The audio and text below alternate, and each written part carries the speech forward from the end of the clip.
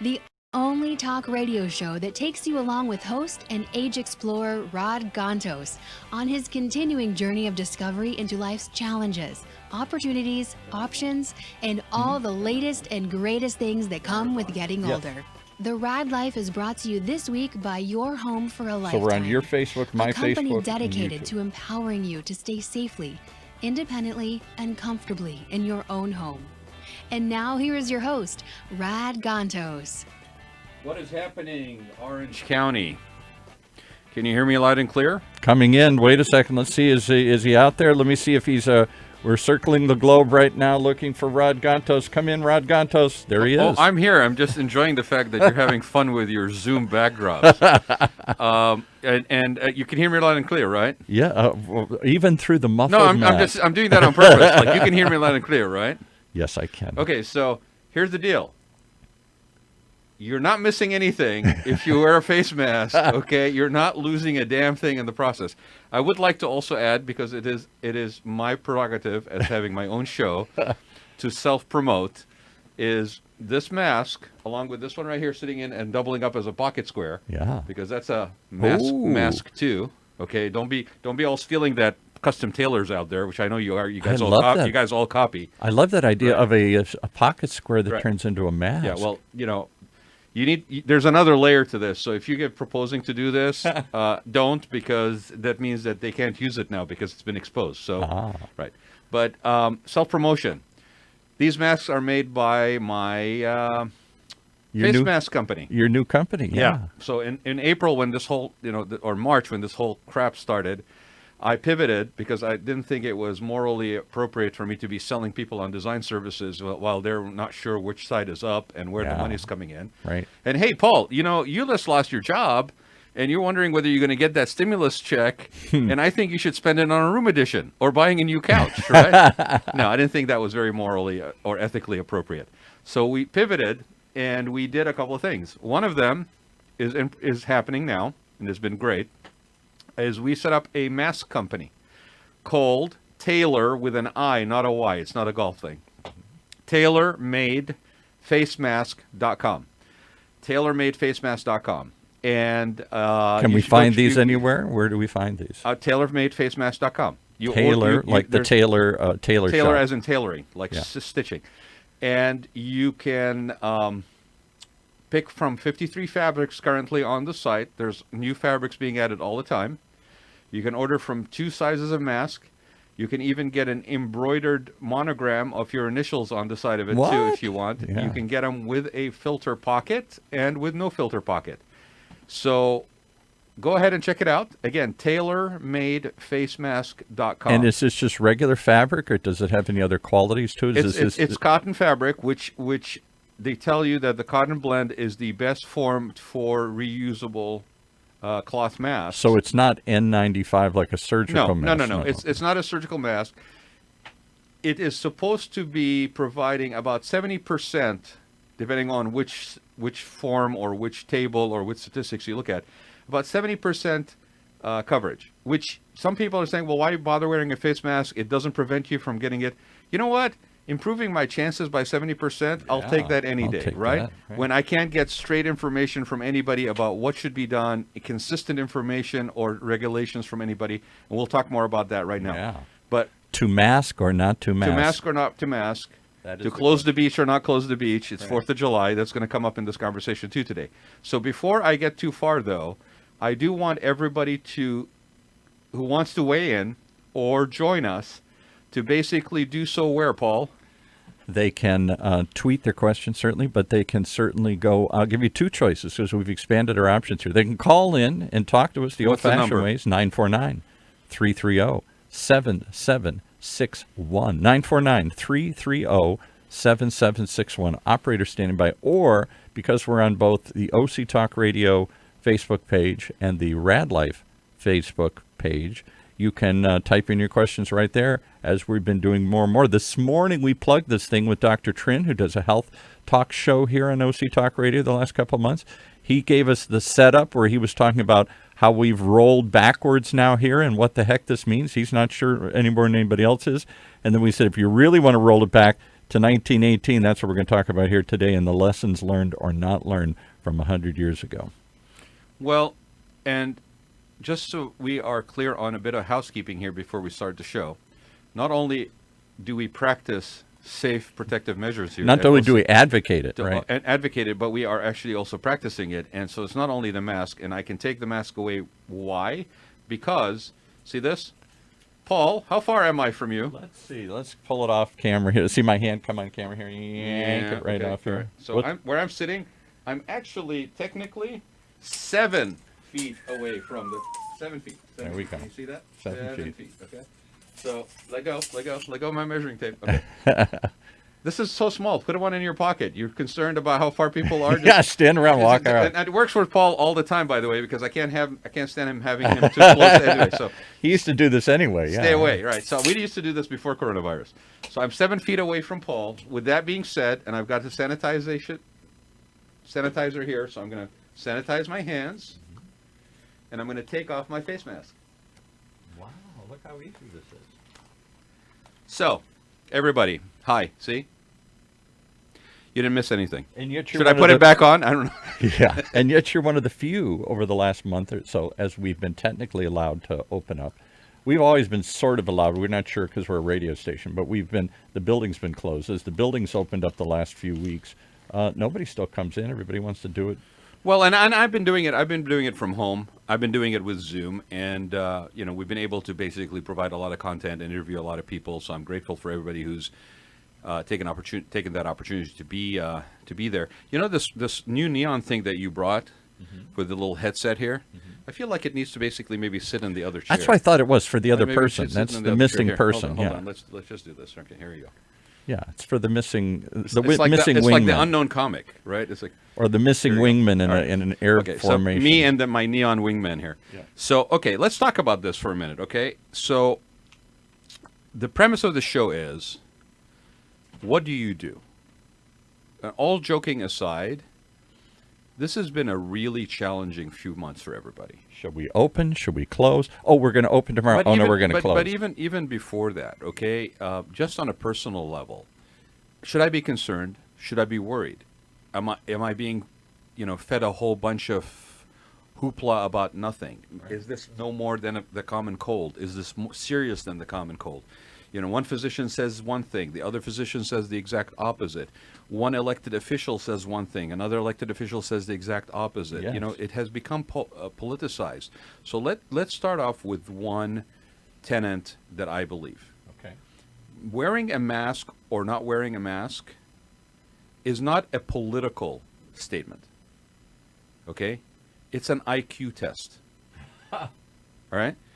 Now, I'm not going to tell you which way you should go, but I will just say that whatever you decide to do, it is an IQ test. Okay?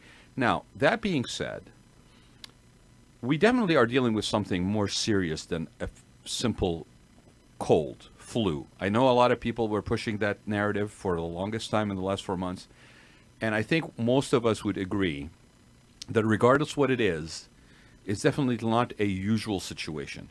And not a usual health situation, whether you want to call it a pandemic, like seemingly the rest of the world agrees that it's a pandemic.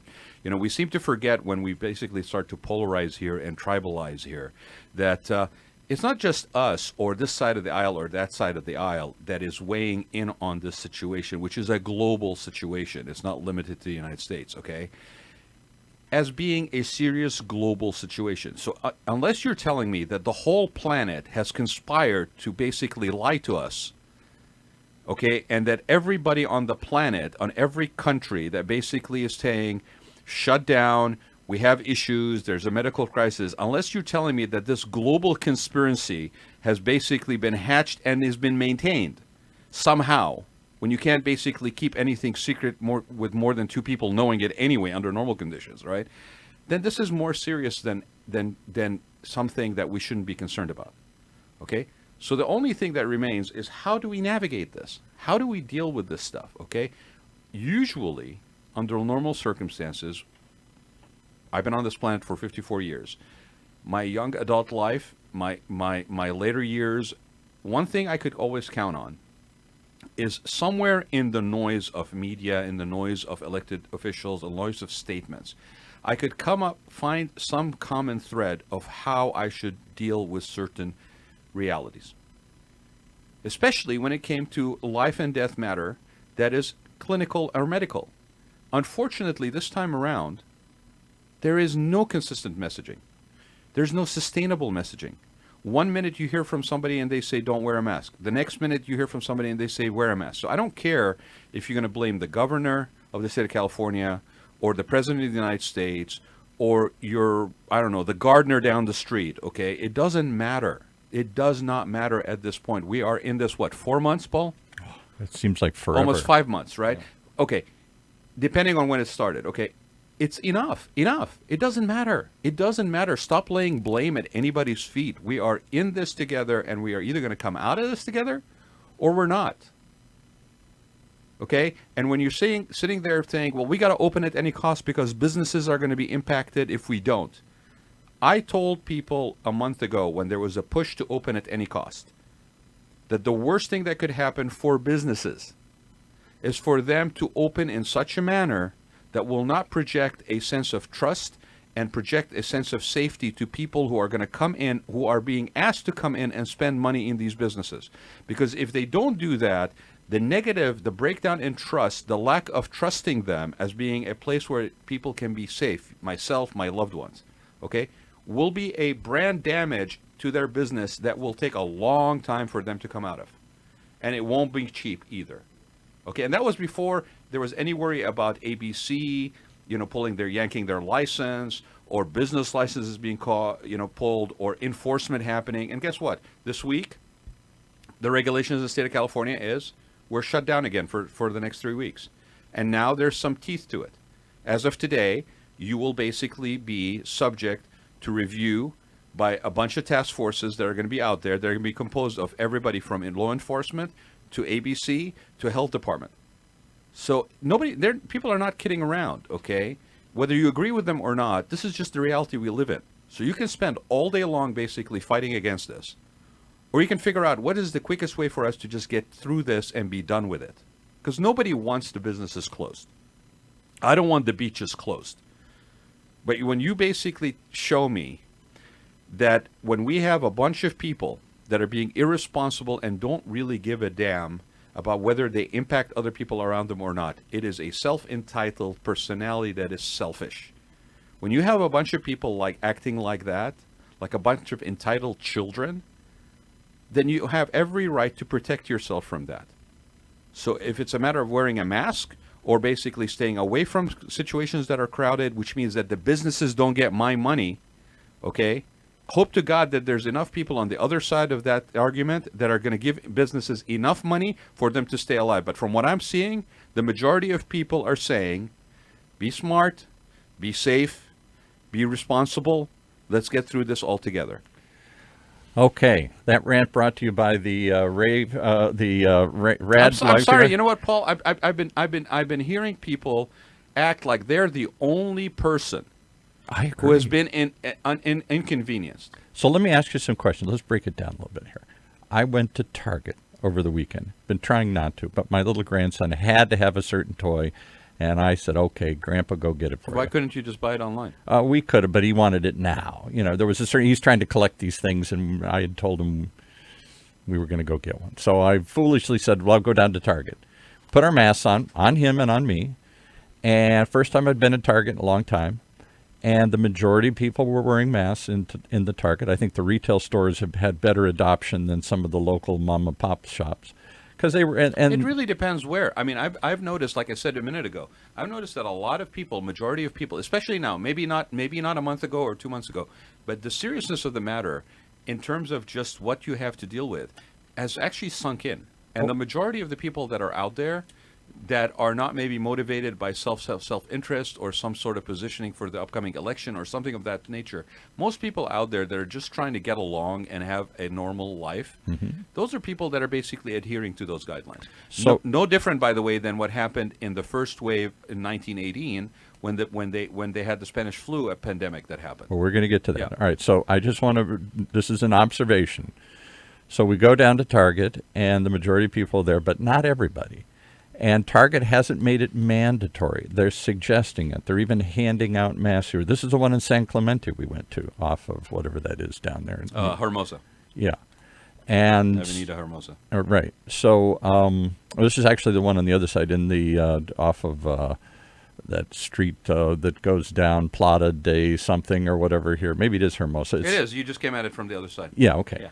So one of their bigger stores, and they're suggesting, they're handing them out, the majority of people, but not everybody. So we find the little toy, we get in line, and there in front of me is a typical South County young, affluent mom who's got 2 tiny children with her who are running all over the place without masks. She has no mask, and she's very pregnant, very pregnant.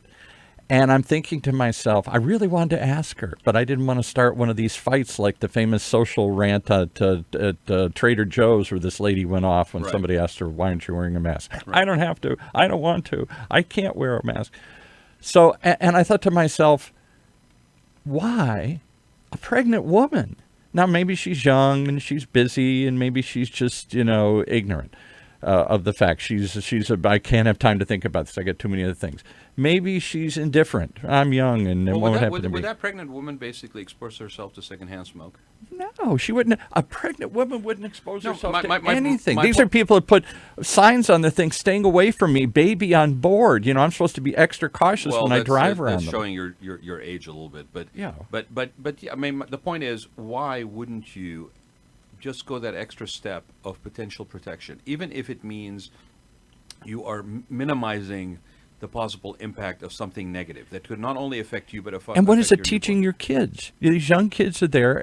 Don't they ask, why aren't we wearing masks? Everybody else is. That is a much bigger conversation than one show can handle. Okay, because I don't want to really get into parenting, but what the simple basic thing is, when you get in the car, okay, you put a seatbelt on, right? Yeah. Okay. Now we don't fight that. You put the seatbelt on because you believe that seatbelt will help you avoid having an accident? No. So for all these people, they're saying, why wear a mask? Because the mask doesn't work, and if it works, it doesn't work well enough. Like, it's not 100%. It won't help you avoid getting coronavirus. I'm like, okay, but I don't put the seatbelt on either because it's going to help me avoid an accident. Plus, when I'm in the car driving as responsibly as I want to be, I'm still subject to other idiots on the road and what they do, right? It's the same scenario. Right? So you don't, why do you buy insurance?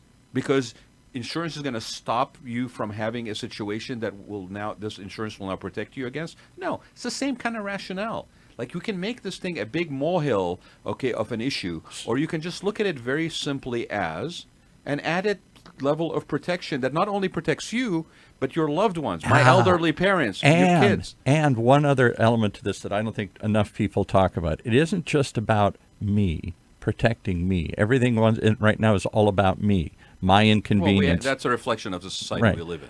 It's also my respect for you, that maybe it won't save me, but maybe it'll save you, because maybe you're older, maybe you're more susceptible, maybe you have an underlying condition. Maybe I don't care if I get this thing. I like smoking a cigar every once in a while, but I'm not going to basically sit there and be what's the word?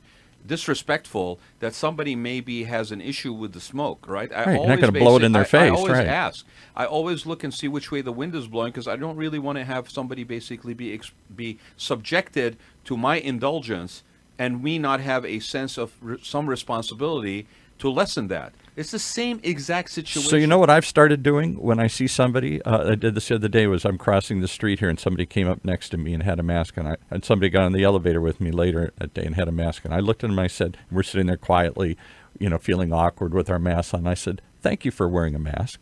And they looked at me and they said, well, I'm older. Thanks. I just appreciate it. Well, look, I mean, I have not shared this, and I really want to do a different show on this. But for those who know, I lost my mom literally almost a month ago. Yeah, I know. Very hard. Now, my mom did not pass away from COVID, but she passed away because she had been ailing for the last couple of years, and she had lung cancer, right?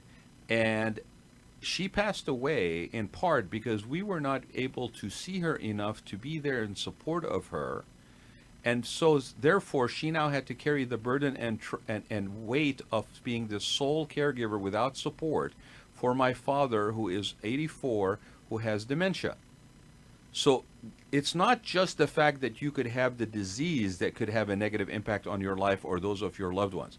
The stress of dealing with the ramifications Yes. of what's going on Yes. also could do that. And I was trying to basically continue to work because I was essential services in design and in the construction build industry, right? So I was still trying to do that. I was trying to be responsible. I was wearing a mask, not just for myself, but for my ability to be able to go see my mom at arm's length and drop off groceries for her, Right. okay? If for a moment, okay, put aside your immediate need for gratification based on your selfish only needs and think about the ramifications of what you are about to do potentially to others. How do you live with yourself if somewhere down the road you find out that you exposed somebody at a bar that was a friend of yours, that then they picked up that thing and you were asymptomatic, what's the word? Asymptomatic. Asymptomatic, which means that you didn't really show any symptoms, but you're still a carrier, right? You gave it to somebody else who then basically, in the course of basically being there for their family, has given it to somebody else who's either elderly or has some existing conditions but is young, because it's not only age-related anymore. We have cases all over the map, right? They pass away. How do you live with yourself? How do you allow yourself to accept that you had something to do with the death of another human being? Do you just consider that collateral damage? Yes, we live in a society right now where we think it's just the part of the risk of living in modern society. It's like the analogy they always use is driving a car. Well, people die driving a car and we don't stop driving. No, but we make them wear helmets on motorcycles. Now we make them not text while they're driving. We put a seatbelt on. We limit them from they can't drink alcohol. And what happens when they don't put the belt on, or we catch them driving texting, right? What do? We fine them. We fine them. If they are repetitive offenders, what do? We jail them. We jail them or to yank their license. So for you to act like avoiding protective measures that until very recently have been an option, you were allowed to exercise your own judgment in this process. And the only reason these are getting more and more severe as far as guidelines go, and therefore potentially in violation of your freedoms and liabilities, your liberties, is because your judgment, as in general, a lot of people have had bad judgment when it comes to this. They've been driving around without their seatbelt on. They've been texting and their eyes are not on the road. Analogy-wise. Drinking and driving, whatever. Drinking and driving. So, and the other thing I always say to people who say this to me, well, it's just like, so many people drive and die during things, and we just have to accept that people are going to die if we want to do this activity. That's just part of the price you have to pay if you want to drive around in modern society. I say, well, what if the rate of death, whatever it is, I think like 50,000 people died nationwide or something. That's the number they always toss around. It was supposed to be like COVID. Now we're 3 times that. I said, what if suddenly 250,000 people started dying on the road? Wouldn't we take steps collectively to try and change that? We usually recall cars that are more prone to have accidents, right? Well, and tip over, and or we would something. suddenly be demanding safer cars. Yes. We'd be demanding lower speeds. We'd be there demanding changes. And there would be lawsuits, and there would be liability, and there would be accountability. And this is no different. Okay, so unless we all gather our thoughts and act as a community, interested in all of us getting out of this together as soon as we can, but also safely, then what's going to happen is this is just going to grow and grow and grow. And unfortunately, because this is an election season, there's likelihood that people will use this and leverage it and weaponize it into being a political issue. Already have. It How can the has. president, now there's no shock to anybody who's listening to the show that I'm not a fan of the current administration, but when he comes out and says, as he did recently, that I think people are wearing masks just because they don't like me, just to make a political statement against me. I thought, it ain't about you, bud. Yeah, but It ain't all about you. Paul, I'm wearing a mask not to say F Paul, you. Paul, but the you know what the most damaging thing about this whole position is the inconsistency of the message. Well, right. that I too. am looking for something to trust, and I can't count on anybody giving me a consistent message. So, not picking on the president per se, but his messaging of, it's a hoax. that wearing masks is basically people basically showing lack of support for me. Masks are stupid; they don't work. And then my favorite yesterday was, well, I actually do wear masks, but in private. Okay, well, which one is it, Pard? I mean, you know, how many different spins can we put on the same issue? How can I trust anything that comes out of that source? Maybe that's the point. Maybe the point is that we act in such an inconsistent manner that people on the street can't trust anything. Maybe that's the whole underlying. You may be onto something there. We've talked about this. Let's undermine people's trust in any person in a position of authority, whichever side of the aisle they may be. We don't trust any of them anymore. So that we don't trust anybody, which means we also don't trust each other, which means that we are at each other's throats. So let me expand. What part of that game plan are you playing, consciously or unconsciously? So let me expand upon that. So we, as you know, we do it. He's been a guest in your show now. He's doing a full-blown show here. Dr. Trin. Dr. Trin, yeah. Very well-known speaker. He's serves at Memorial Care. He's on the board of Alzheimer's. He's a clinical researcher at Irvine Research Facility here. Very well-known, very well-spoken, soft-spoken guy who talks a lot about health. He's been on your show, I've been on some others. He's now doing a show every Thursday morning, 9 o'clock, does it live. You can tune in. Many have through his Facebook page or here through us. And he's been talking a great deal about this. Today he was baffled. We set it up as a two-parter. We've rolled backwards. And so this morning he talked about why and what does this mean and why are we going backwards on this thing. The rest of the world looks like they're conquering it, and instead we're cutting it loose again here. And he talked about some of those issues, why people won't wear masks, a lot. And then today's discussion was supposed to be part 2 of that, where we talk about, come on, people, have we learned nothing in 100 years? So one of the things 101 years. Yeah, 101 years. From the last giant pandemic. 1918. So he was saying, and we were both just scratching our heads, and we were getting feedback from people on Facebook, a lot of Facebook feedback. And if you have any, I see there's some people listening this morning or this afternoon to Rod's feedback. Type in your questions. And I apologize. I am just really annoyed at the fact that we can continue to act so selfishly. Yes. And not really be concerned in any shape or form None. about the person next to me, about being my brother's my brother and sister's keeper. So okay? three things we identified about that over the last couple of weeks in this discussion. One, and if it ain't happening to me, it ain't happening. As long as it's happening to others elsewhere, particularly if it's those people I don't like, New Yorkers, or don't look like me, big city people, inner city people, I don't really care, and I don't see it in my community, and I don't like it, and screw it. And so do we have to have it hit home before it hits hard? Maybe. The second thing is clearly inconsistent messaging. One group says it's no more than the flu. Other people says it's 10 times deadlier than the flu. Let's just look locally, because I think there's an apology that is due, by the way. Okay? I'm going to be the first person right here to basically openly ask that the Board of Supervisors, Orange County Board of Supervisors, owes an apology to Nicole Quick.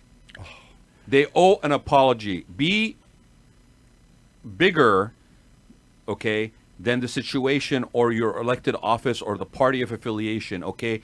You guys messed up on that situation with the mask. You basically allowed a woman to be badgered to the point that she felt harassed and that her kids were not safe. Life-threatening people showing up at her door. And then pushed into resigning because you did not have her back. Okay? She basically... Walk through it again for those that may not be aware of who Nicole Quick... Nicole Quick was the head of the Orange County Healthcare. And she basically advocated and dared to put out a statement saying that people should wear face masks. And I'm not only pointing out to face masks, because for me, face mask is one of multiple things that you should be doing to do protective measures. 6 foot apart, and it's not about being 6 foot apart and wearing a face mask. Okay? It's about wearing a face mask when you cannot achieve a 6 feet apart separation between you and somebody else. Okay? She basically dared to officially, on official stationery, put out something that said, hey, Orange County, you should wear face masks. She got lambasted. There was an anti-mask movement that came out of South County. I am sad to say, led by somebody from San Clemente. Yes, I was going to bring that up. All right, I'm not going to mention their name because they don't really deserve to get any more exposure. Okay, but the fact is that there was a movement, and a movement that is disguising itself in an anti-mask clothing when it's really an anti-vaccination movement. Okay. I'm saying it out loud. Anybody's got a problem with that, you know how to basically reach out to this woman that he's talking about, who we won't mention, her site says, science says healthy people should not wear masks. So forget the physicians, forget the people that are basically in position of responsibility for our communal health and well-being. This woman dared to put something on a piece of paper that said, hey, Orange County, for your own safety, potentially helping reduce the impact of this thing that we don't exactly know what it is, but it's obviously having a negative impact in mass on a lot of people. We're calling it COVID-19, okay? Please wear a face mask. It's something that you should do. You must do. Oh my God. She basically got like roasted in the middle of the city square. She basically was thrown on the fires. Protesters showed up Right. at the thing. People actually went to her house and protested outside of her house. I understand. Maybe that's not true, but that's what I heard, that they actually showed up. And we wonder why people won't basically step up and serve. And she felt her when we life treat was them like this? threatened, and she said, I didn't sign up for this. I'm just trying to tell you what the science says. Wear a mask. It's better for you. And they immediately revoked her. I don't know if it was a mandated mask or a suggested mask, but they roasted her at the Board of Supervisors.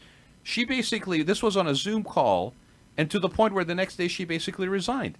And then the person that basically takes over as an interim puts out a statement, and from the language of the statement, you could tell that that it was written in such a manner to leave a wide back door in case they needed to reverse their position on lessening the language, the strength of the language on face masks. So it went from the language or the medical community agrees that you should wear face masks. Orange County, wear face mask. No, we don't like that. We don't like you. We're going to harass you, right, to the point where you resign. And then we're going to change the language to say, we recommend face masks. Okay? Yeah. Semantics.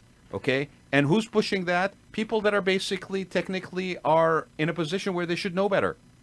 So, Board of Supervisors of Orange County, you owe a public apology to Nicole Quick.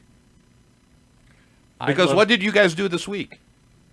You reversed yourself and now basically made it mandatory. After, yes, the state said that you have to, but what did you guys do? You towed the line.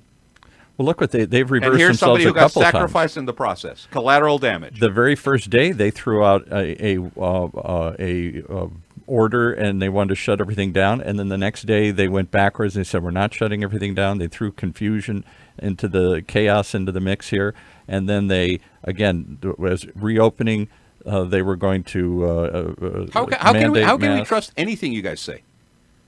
If you can't be consistent on something that is as critical as this, that has such a negative potential impact on people's health and well-being. Maslow's hierarchy of needs, health, safety, okay? How the heck can I trust you on anything that you say regarding any other issue?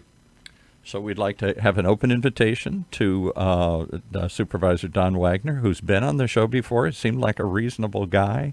When I talked to him, I asked a question during their online conferences, because OC Talk Radio was invited to join those with KABC and OC Register and everything. And I asked him the question, I said, what if this comes back again? This was a month ago. I said, I know we're in the middle of it right now, but if this does, we were thinking second wave, not just a resurgence of the first wave. This thing is going to go away, disappear magically with the heat of the summer. And he was very open and honest. He said, that's what UCI is telling us, and that's what all the health agencies are telling us locally here, and we should come up with a plan so we'll be better prepared. When was this, Paul? This was a month ago. And what did they do in that course of the month? They lessened the regulations. Yeah, that's why I'm stunned, because he was very adamant. I don't care. No, I don't care if the spike is due to Black Lives Matter protesters, or Open the Economy protesters, or people's Memorial Day picnics and barbecues in their backyards with family members and neighbors. I don't care. I don't care. We have a medical situation emergency that we need to basically have some immediate leadership, not abdication of leadership. Okay? There's a difference between failing leadership and abdication of leadership. Abdication of leadership means that you don't even try. Failing means you try and it didn't work, which means you can try again something else, okay? We need immediate leadership on this issue. People who are willing to basically say, it's more important for me to do the right thing now to make sure that I ensure the safety and well-being of majority of people that are in my charge than basically sitting there and worrying about whether you're going to get reelected or elected next election cycle. So without setting a trap, we're not here to make anybody matter in this issue, right, left, or center.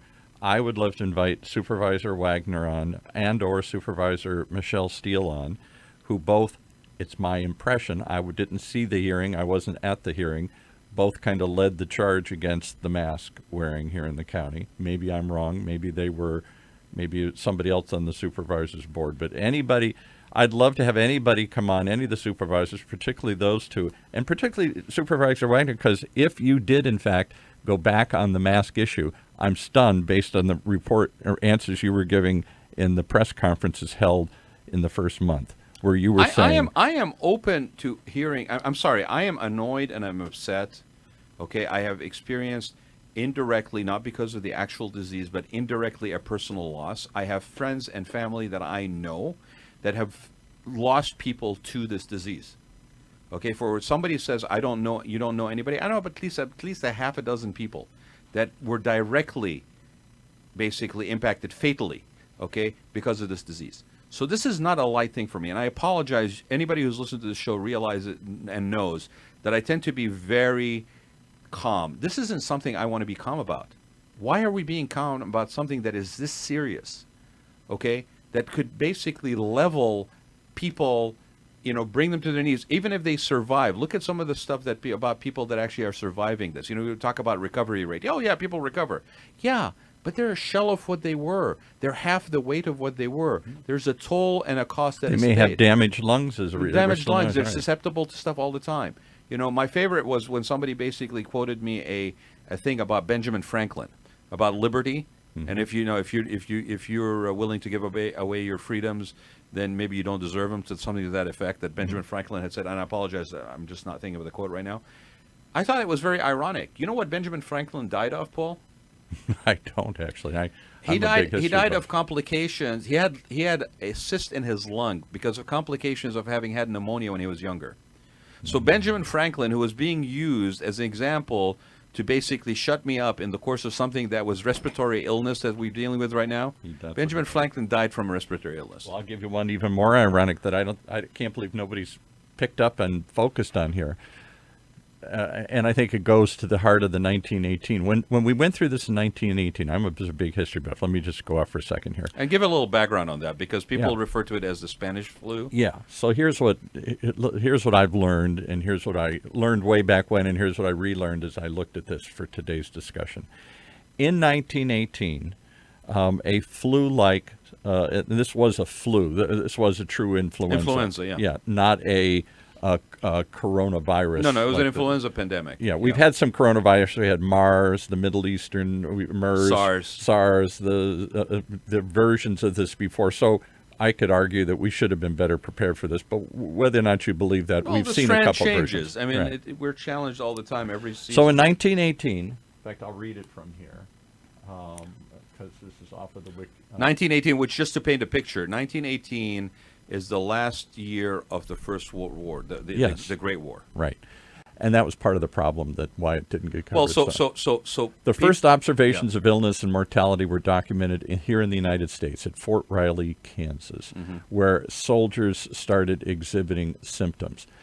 Most influenza, the flu, disproportionately killed the very young and the very old, with a higher survival rate for those in the between. This was not that way. People were literally dropping dead within days or hours of getting this, and it was much more focused not on the young and the old, but on that middle crowd. And they said, and it's because of what they talk about, this cytokine storm, which ravages the stronger immune systems of young adults, where your body goes into overdrive trying to kill something. Which is similar to what's going on now. Yeah, exactly. Yeah. So it had similar characteristics, but it wasn't the exact same family. So let's make that clear. It was caused by an H1N1 influenza A virus. Okay. And in 1918, here's what happened. The first wave struck in the spring. Yep. The second wave, and then people started to reopen in San Francisco. Now they got you to wear masks and everything. And then people revolted. Before you go to the second wave, though, Paul, this is something on why I mentioned it was, the reference point of being in the last year of the Great War, is imagine, if you will, that we are a country at war, and for 4 years we have been basically continuing to ration and to pull our weight and tighten our belts, right, and act in a manner that was not necessarily under normal conditions. So similarly to being sequestered for the last 3 weeks, 4 weeks, whatever, and then all of a sudden, you have an opportunity to see that maybe the numbers are lessening, maybe we're looking forward to something. So here, after 4 years of war, they get hit with the Spanish flu, okay? And it's an influenza pandemic, it spreads, and now it's starting to go down and the war is over, and so you have a jubilant atmosphere that wants to get back to normal. And on top of that, there's strong evidence that the governments of the United States, all the allied countries, agree, didn't want to play this up. They were in the ending stage of World War I. Millions of people have died. They didn't want to weaponize it. Yes, as an issue. They didn't want to promote it. They didn't want to talk about it. They didn't want to create more fear and panic and whatnot, so they didn't. And the reason it was called the Spanish flu is because Spain, which was not in the war, it was a neutral country, did talk openly and honestly and often about the outbreak there. So people started to think, oh, it must be the Spanish flu because the Spanish seemed to have the worst case.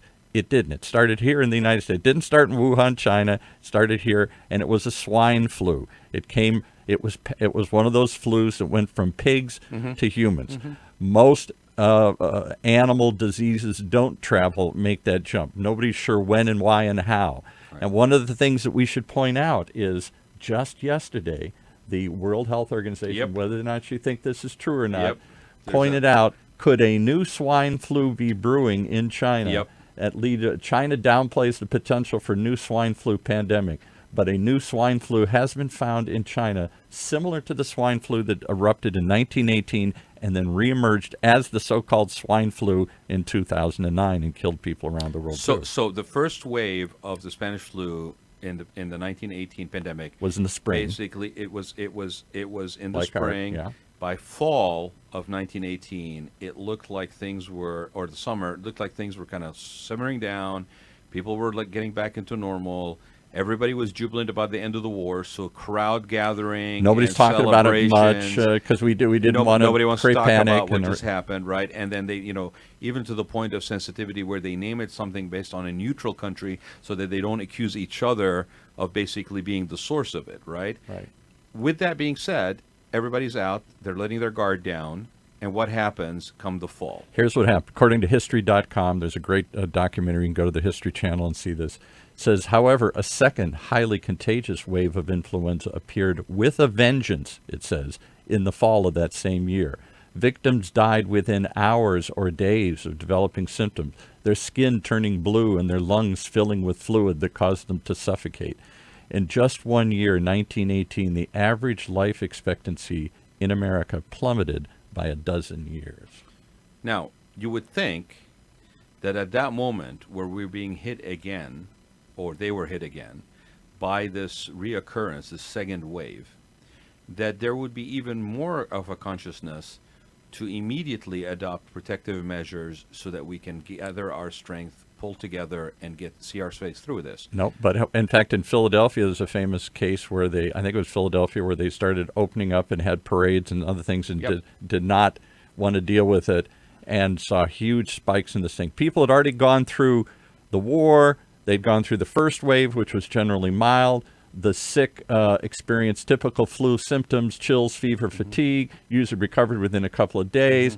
Number of reported deaths was low, and everybody said, hooray. It hits again after they've asked us to wear masks. Ain't going to do it. Forget it. It's over. I'm done with it. I'm so past it. I'll just ride it out. And instead, that second wave is what killed people. And more people died in that second wave than in the first wave. Altogether, there were 3 waves. Another one came back in the following spring of 1919. And together, they estimate about 675,000 people. Heck, we're on pace for that. We're at 200,000 150,000 and climbing. We could be at 200,000 before the first wave's over. Today they said that our current daily number in the country is something like 45,000, and they would not be surprised if it goes up to 100. Of affected people. Of affected people. And right now it's averaging about 1%. So if 1% of a million people, if a million of our 300 million people got it, 1% of that is 100,000 people. If 100 million people, or if 150 million people get it, and 1% of them die, which is the current estimated rate of people that die from this, that's half the country gets it. 150 million people, that's 1.5 million, which would be twice what the sum total of the Spanish flu was, 675,000. And for those who say, well, people die all the time. Old people are going to die. That infuriated the hell out of me, especially with what was going on with my parents, right? But people die all the time. Okay, what if that was your parent or your spouse or your mentor or your business partner that is in that 100,000? Okay, are you going to still think the same? What about the fact that 100,000 that may lose their lives have other people attached to them that are also going to lose out here? There's going to be a sense of loss that will last a lifetime. Is that collateral damage that you're willing to accept without doing anything that maybe minimizes it? As long as it doesn't happen to me, a lot of people are saying yes. So here's what I learned out of it at the sum total. I studied history like crazy. Before you do, though, Paul, let me just say also something else happened in the fall of that year during that second wave. Because people were being really frustrated now to basically be asked to, hunker down again. Yeah. Okay? So put the mask back on. For those people who think that this anti-mask movement that's going on in 2020 is anything new, no. In 1919, there was an anti-mask league that basically was formed, ironically, out of San Francisco. Yes, right. Okay, and they had people that were supervisors that were part of that. The lady who ran it was a doctor that was a suffragette. There were other people involved in it that were business owners or what have you, and they absolutely did the same thing that's happening now. They petitioned, they pushed, they prodded, and they got things reversed from that mask. And what did we say about that second wave? More people died in that second wave. So I'm not vilifying the anti-mask situation. All I'm saying is it's nothing new. We've been through this again. This is 101 years later.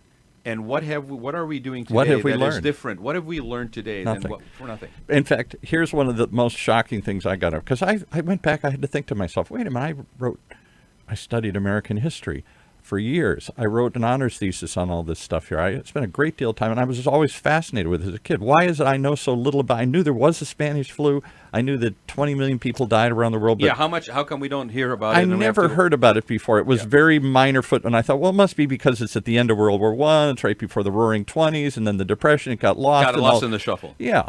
And then I went back and looked at some other things, and I thought of my own great-grandmother who was alive in that period of time, who I did know in my youth. And grandparents who I knew in my youth who were alive in those days. None of them talked about it.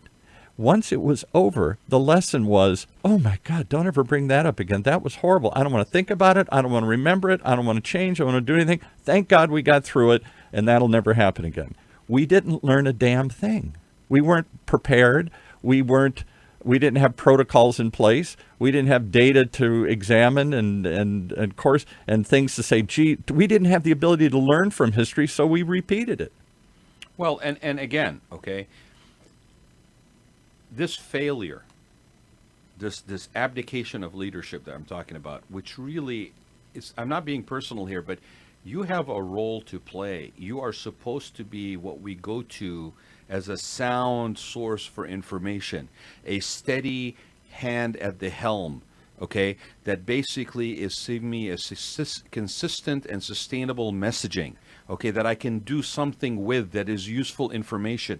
When you basically fail to do so, when you fail to enforce your guidelines and you strongly verbalize them, you put the burden on everybody, including these business owners that you say you are looking to basically open up and support and make easy for them. They're already burdened with 4 months of making up for. And now you're basically saying, hey, Pard, you want to put protective measures in there so you can basically show the rest of the community that it's safe for them to come and spend money at your facility or your business. and somebody shows up and basically is going to defy those protective measures and insist on entry and basically use some stupid, loose connection with trying to circumvent the ADA, the American Disabilities Act, as a justifiable reason for them. You can't do that, by the way. American Disabilities Act, hey, business owners, if anybody shows up and tries to basically seek entry without actually wearing a mask or adhering to your protective measures and tries to pull a fast one by making reference to the American Disabilities Act, I have it from attorneys that specialize in this, that if you are endangering something and somebody, the business can actually deny you entry. So if they're showing up and you have already posted, this is the key thing. If you've already posted your guidelines in advance of them being there, then you have every right to deny them entry. If you don't believe me, find an ADA attorney in your area and ask them. They cannot circumvent the ADA. Because that is baloney. Personal rights only extend as far as your personal rights don't allow you to infringe on other people's safety. Yeah, you're allowed to do anything you want unless it harms others. Right. And by the way, like I said, this is not federal only, state only, or county only. It also, that responsibility goes all the way down to the municipalities. It all goes down to those business networking organizations, people that we count on to give us a consistent, sustainable message, a steady hand on the helm. And right now, we are rudderless. We're all over the place. We are rudderless. We are all over the place. The people that we are hoping would captain this ship that we are all on is basically not only heading for the iceberg, they're not even looking out of the window in the right direction. Okay? And they flip-flop. They're too busy basically hanging out, worried about whether the bar is stocked. We are heading for another iceberg. We've already hit once. We're heading for another one. And we count on our captains to steer the ship.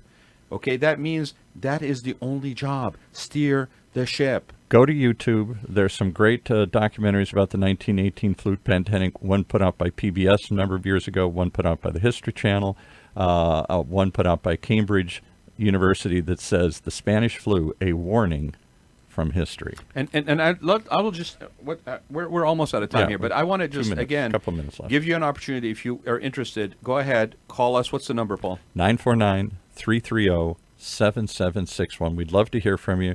We'll be back talking about this, I'm sure, more. This ain't going away. This is not a tough... We thought it was over. I'll tell you what, this morning we talked about Dr. Trin's show.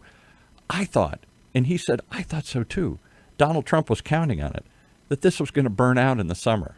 Flus typically die off in the heat.